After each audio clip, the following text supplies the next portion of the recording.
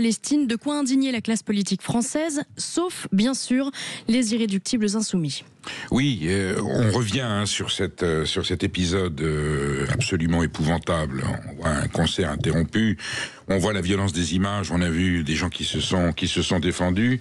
On se dit, mais alors c'est vrai que les protections dans les lieux publics, quand il y a un salon, quand il y a un concert, dans les cinémas, on peut pas toujours tout fouiller, mais on se dit que si les agresseurs de l'autre jour étaient venus non pas seulement équipés de fumigènes, mais d'autres, j'ai pas envie de dramatiser la chose, mais enfin on voit où je veux en venir, étaient venus équipés avec d'autres instruments qu'un fumigène, la situation aurait pu être autrement tragique.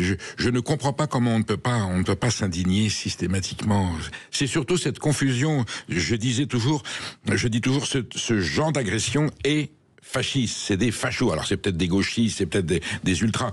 C'est fasciste, c'est-à-dire on tient à mélanger la société civile avec le politique. Un concert, une représentation artistique, c'est une activité civile. C'est pas parce que les gens qui sont dedans appartiennent à une nationalité qui sont forcément complices de ce qui se passe dans leur pays. Là, ça veut dire quoi quand on va agresser la Philharmonique d'Israël? Ça veut dire que les gens qui étaient dans le public et que les musiciens israéliens étaient tous solidaires et complices de Netanyahou. Ce n'est pas vrai. Il y a forcément des gens qui sont pas d'accord avec Netanyahou et qui ont dénoncé ce qui se passe à Gaza dans ce concert. Évidemment, c'est factuel.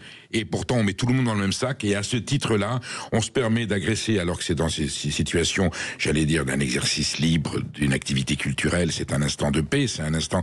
Et on va agresser physiquement avec des propos insupportables des gens qui se réunissent. Et quand Rima Hassan fait un tweet en parlant de la gauche coloniale qui s'était pas indignée quand la Philharmonie d'Israël avait refusé de recevoir ou de jouer un morceau de musique russe, mais on est d'accord.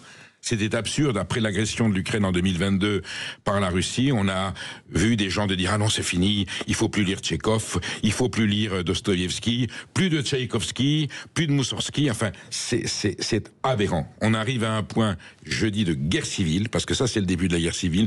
Et quand on s'en prend, comme faisaient les SA qui s'en prenaient à des juifs dans la rue, on s'en prend à des gens qui ne sont pas concernés, on accuse des gens qui sont innocents, qui ne sont pas impliqués dans le conflit politique ou dans le conflit militaire, et on les fait payer pour les autres. Bon, ben ça, ce sont des méthodes de fachos, c'est inqualifiable. En tout cas, en démocratie, dans un état de droit, c'est impossible. Et que des partis politiques qui ont des élus à l'Assemblée nationale, qui ont des représentants de la nation, qui sont élus par le peuple français, puissent tenir de tels propos, c'est absolument inconcevable, c'est absolument indigne pour notre démocratie. Je crois, Perico, qu'un tweet avait attiré votre attention.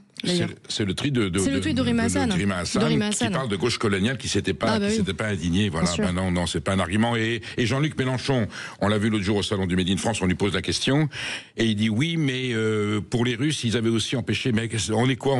C'est la loi du talion, on est dans l'accord de création. Comme tu m'as fait, moi je vais te faire la même chose. Un homme qui prétend être président de la République, qui tient ce genre de propos en public. Mais enfin bon, c'est consternant.